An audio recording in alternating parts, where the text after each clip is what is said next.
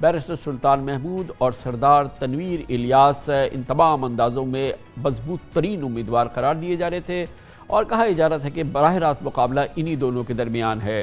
मगर आज़ाद कश्मीर के सियासी मैदान में वज़ीर आज़म इमरान खान ने एक ऐसी हिकमत अमली तय की कि तमाम बड़े बड़े जो जगादरी थे या जो अंदाज़ा लगाने वाले थे वो इसका अंदाज़ा नहीं लगा सके। वही कैफियत हुई जो कि उन्होंने पंजाब में की थी, जहां उन्होंने उस्मान बुज़दार को वज़ीर आला मुंतखब किया था और आज तक वो उस्मान बुज़दार के साथ सीसा पिलाई हुई दीवार की तरह से खड़े हैं। आज़ाद कश्मीर में इलेक्शन से कबल इंतखाबी मुहिम के दौरान बाग में जलसा आम से खिताब में वज़ीर आज़म इमरान खान ने एक बार अब्दुल क़य्यूम नियाज़ी के हवाले से एक दिलचस्प इजहार ज़रूर किया था। ज़रूर दिलचस्प मामला था। लगता यह है कि शायद उस वक्त से उनके जहन में ये नाम था। खताब आजम खान, नैयर अयूब खान, मिसेस शाहिदा, सरदार मोहम्मद हुसैन, अब्दुल क़य्यूम नियाज़ी। नियाज़ी यहाँ कैसे आ गया, ये मैं बड़ा हैरान हूँ। वैसे हम नियाज़ी सारी जगह फैल गए हैं। फ़हीम अख्तर, ये सारे हमारे कैंडिडेट्स हैं। अब इनकी भरपूर तरीके से हमायत करें और 25 तारीख को बल्ले में वोट डालें और इंशाल्लाह तब्दीली लेके आएँ।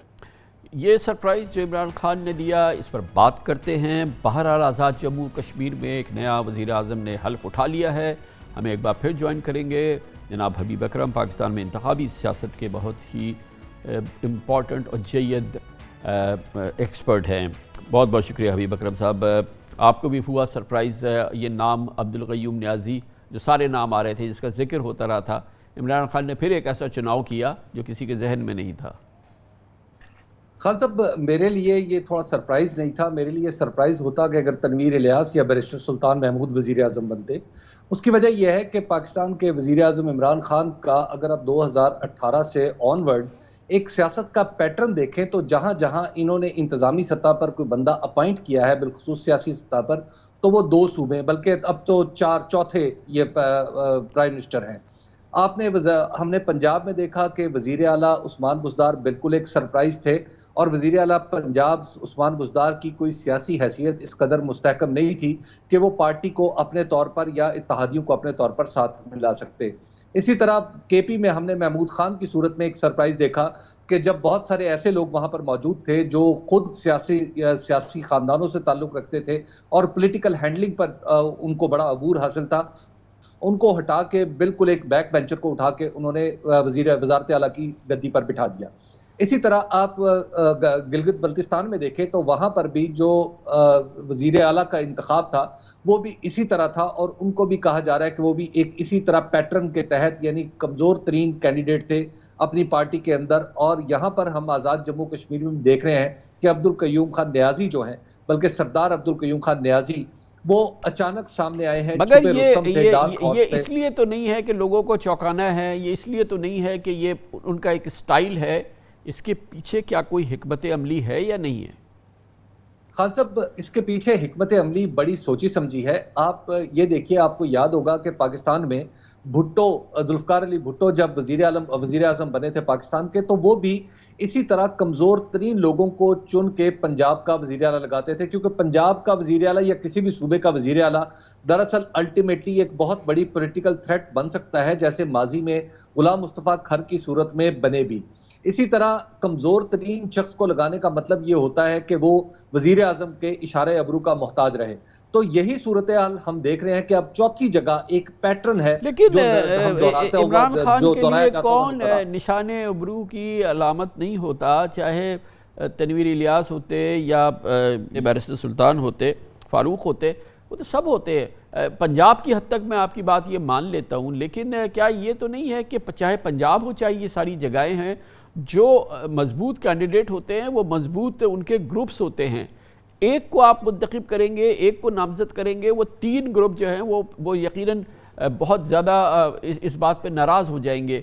एक चौथे को इन सब से निकाल के किसी एक को करें तो वो कशमकश पार्टी की जो अंदरूनी चपखलिश मज़ीद फैल सकती है, उसको वो कंट्रोल करते हैं। तो ये सोची समझी सियासी हिकमत अमली नहीं है, जो कि जो मेरा अंदाजा जो है वो जी ये जी खान साहब आपकी बात बिल्कुल ठीक है। ये भी एक बहुत बड़ा फैक्टर है कि आप मुतहारिब ग्रुपों को छोड़ दें और एक नए ग्रुप की तश्कील कर दें, लेकिन अगेन उसमें आपको हम देख रहे हैं कि वो कमजोर तरीन ग्रुप होता है। कमजोर तरीन शख्स जो है वो अल्टीमेटली सबसे ऊंची सीट पर पहुंच जाता है। और इस पर्टिकुलर केस में अगर आप देखें तो सरदार बैरिस्टर सुल्तान महमूद और तनवीर इलियास साहब, सरदार तनवीर इलियास, दोनों आमने सामने थे। दोनों के बारे में कहा जा रहा था, टिप ऑफ किया जा रहा था कि ये वजीर आजम बनेंगे और दोनों वजीर आजम बनने के कंटेंडर भी थे।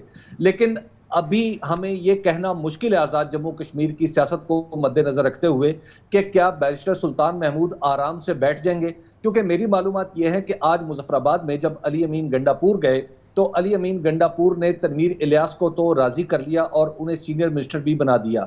लेकिन सरदार जो सुल्तान महमूद साहब हैं, उन्हें इब्तदाई तौर पे उनके बारे में ये कहा जा रहा था कि शायद वो आज असम्बली के इजलास में भी शरीक नहीं होंगे।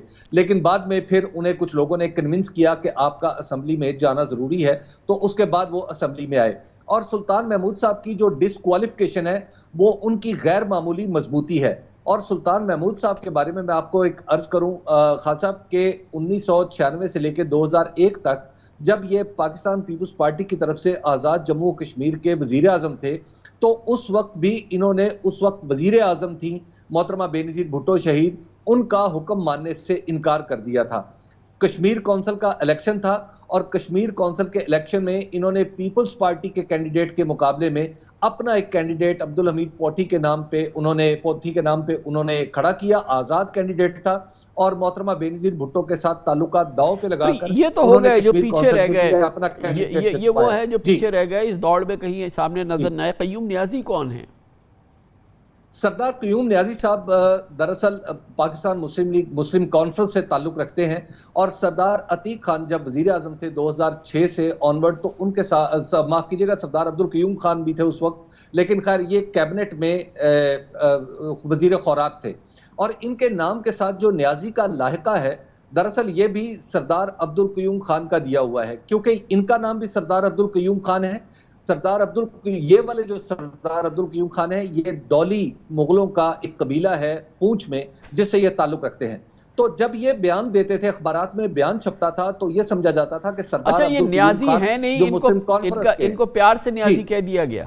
जी, ये इसकी वजह यह है कि उस वक्त ये काफी, अब तो मुअम्मर हो चुके हैं, उस वक्त ये काफी लंबे नौजवान आदमी थे, जवान आदमी थे आज की निस्बत, और इनकी मूछें और दाढ़ी ऐसी थी, कद काट भी ऐसा था कि इनके ऊपर मियां वाली के न्याजियों का गुमान गुजरता था। तो इसका मतलब ये कि इमरान खान ने गलत ये अंदाजा लगाया जब उन्होंने कहा कि वो वाले न्याजी हैं जो वो खुद न्याजी हैं, तो ये वो न्याजी है ही नहीं, तो ये इमरान खान को हैरत होगी जान के। जी, इस इलाके में न्याजी नहीं पाए जाते, न्याजी सिर्फ ज्यादातर मियां वाली में पाए इमरान खान ने सही चौके थे ना कि कश्मीर में न्याजी कहां से आ गए। जी बिल्कुल, वो चौके बिल्कुल ठीक थे। लेकिन अब अब्दुल क़य्यूम खान न्याजी साहब के बारे में एक बात कही जा रही है कि ये सरदार अब्दुल क़य्यूम खान की, माफ कीजिएगा, बैरिस्टर सुल्तान महमूद की निस्बत कम तजुर्बाकार हैं, लेकिन सरदार तनवीर इलियास की निस्बत ज्यादा तजुर्बाकार हैं। निहायत सॉफ्ट आदमी है और ये एडमिनिस्ट्रेशन के बारे में चूंकि वजीर भी रह चुके हैं, अच्छी तरह जानते हैं। तो ब्यूरोक्रेसी में जो लोग हैं उनकी तवक्कुआत इनसे काफी बेहतर है। और बिलखुसूस खान साहब, जब राजा फारूक हैदर साहब जैसा शख्स जो है वो वजीर आजम हो और उसके बाद सरदार अब्दुल क़य्यूम नियाज़ी आ जाए, तो आप यूं समझिए कि लोहे की जगह रेशम आ गया है। तो आप ये रेशम की क़यादत आप देखेंगे